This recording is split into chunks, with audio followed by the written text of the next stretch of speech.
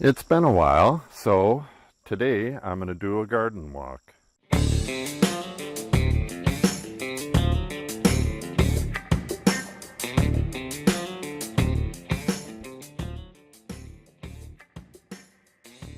As you can see, the garden is pretty overgrown. All my weed and seed areas, oh, that one is actually flowering. There's what is that, poppy, it looks like. This guy is some local, not quite sure what it is. So this time of year, that's it. I don't do any more weeding or anything like that. You end up with grass and all that in there. There's pretty much no way to have a wildflower garden without having all kinds of wild stuff in it.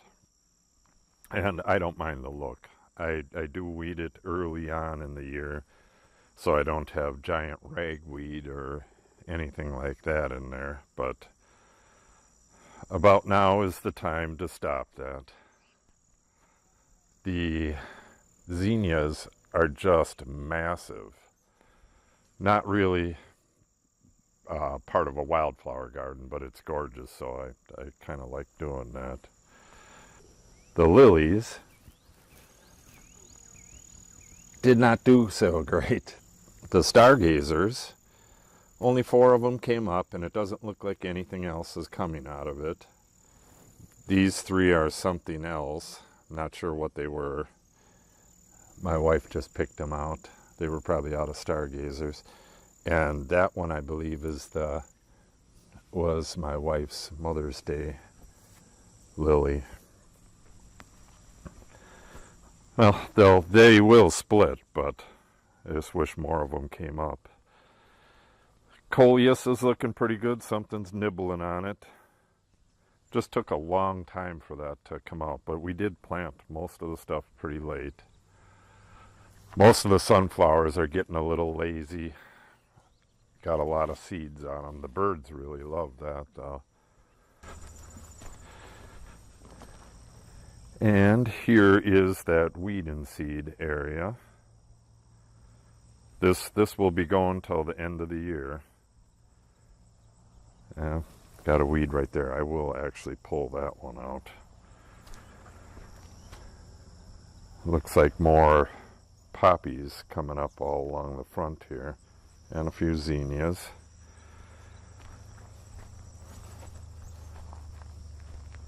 Another weed and seed area.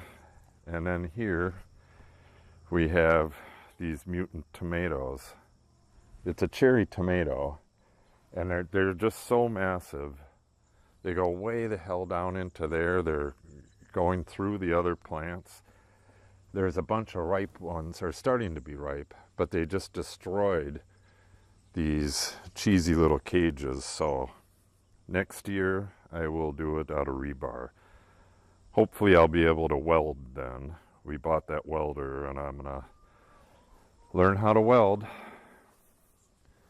My jalapeno is hidden in there. I doubt that it's gonna do anything. That was a mistake. The zinnias are just too aggressive. I thought it would come over the top and have some peppers hanging out and would look cool, but I was sorely mistaken. Okay, on to the ditch garden. Oh, before I do that,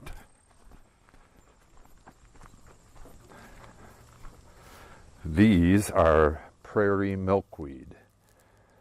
Kind of late in the year to be starting them, but I was planning on just putting the seeds in the ground, but when I got them, it turned out that that's not a real good option. So they say it's not too late to get them started, so that's what I'm doing. I'm going to plant these down, way down at the end of the land along the ditch, because they like a wet environment. So these are an endangered species in Wisconsin. So doing my best for Wisconsin and for the monarch. All right, over to the ditch. And the ditch garden is roughly the same as that garden, except this one gets a lot more seed because it washes down the road. It is in a ditch, so it gets seed from everywhere uphill. And we got, maybe 30 feet of height there, and 150, 200 feet of road that this gets seeds from. So there is no way to ever have this weed free, and that's not really the goal. The goal is to have just have enough flowers for the looks, and at some point, just like the other garden, you quit weeding it and let it do its thing, looking for any signs of monarch reproduction on these milkweed, and I'm just not seeing it. These are going to end up being taken out of here. They are just way too invasive for this area. These are going to end up going down at the bottom of the hill where I just cleared, and the prairie ones will end up here and in the oak savanna that I'm creating or restoring behind the house there, or at least starting behind the house. Yeah, still no sign. Oh well. Yeah, the weedy plants really take over pretty quick, but there is absolutely no way I'm gonna keep weeding here. That spider was just going after that fly. I need to thank him for that. Getting tired of these flies. I don't know what kind of spider that is. It's pretty cool looking. Oh, got him.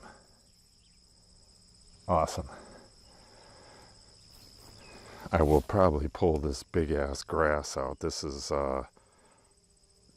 onions in here. Got a couple monster grass that I can just yank out of there. I will do that. Yeah, this time of year you get all kinds of stuff leaning over, falling over. And then we have these Concord grapes and these corn. They got bunches of ears. Well, they got, I think, 3 ears on each now, and they're tasseled out. And they're pushing 9 feet tall now. Actually, some of them are a little bit over 9 feet. And they're just massive. I was thinking this Indian corn was going to be much smaller than that. Let's see what we have in here. I really need to thin this out so that the grapes get some light. There's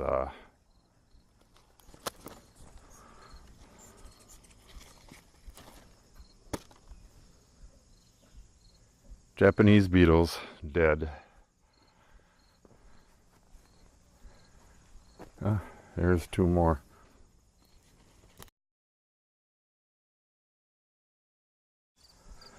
This is the crap area that's going to be dozed under next year. Blueberry. I got quite a few blueberries out of it. The birds got the rest. I'm going to net it next year. It's finally to the size it needs to be. I think this will... this is its 2nd year? Or possibly 3rd year. But next year I'll get a real good crop from that. So I'm going to net it and take it all for myself, or most. Here's some wine grapes. These are a custom variety that I developed my first stab at it. The birds have been getting at it. They'll sit on a little stem and poke holes in it. I didn't net it because I don't really have a use for the grapes this year. So I need to get in here and cut these grapes out. I did that in the vineyard already. Kind of a shame. Look at that. But they have to go. Yeah, look at how got a fairly decent crop on this one. And that's how it should look down in the vineyard next year. These are 4 years or 5 years old, I believe. This one is. That one's 4, I think. This one, I think these are just about ready.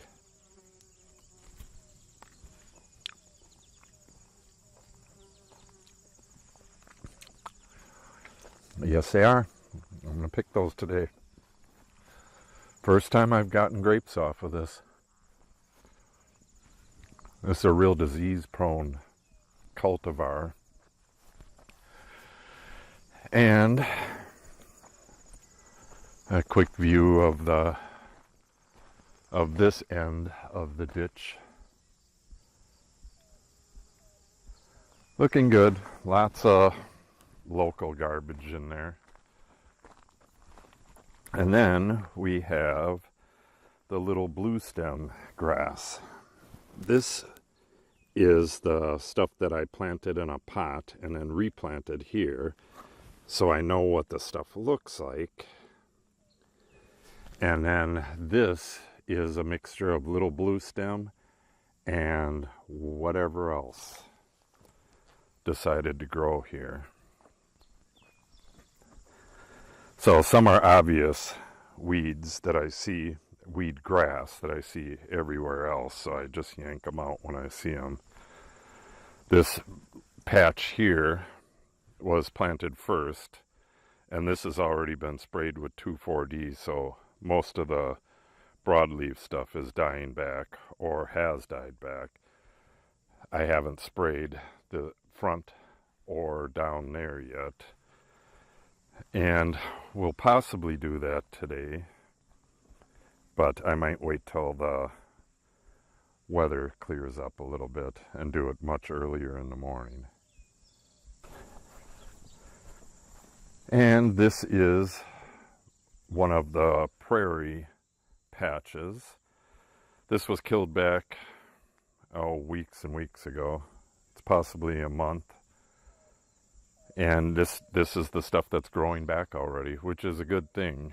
Now I will come in here and kill this stuff back, possibly burn it, I'm not sure. Kill it back again, and then do that probably one more time by the end of the year. And that should take care of all the warm season stuff and the late season stuff. In the spring, I'll kill it back a couple more times and then plant prairie grass. We got 1 inch of rain last night, and the horses are confined to the dry lot, which is what they are for. They have to eat hay and stay in there until the ground is dried up a bit so they don't destroy the pasture. Okay, that'll wrap up this little garden tour. Remember to rate and subscribe, and if you click on the update icon, you'll receive notice when we upload new videos. Thanks for watching, and have a great day.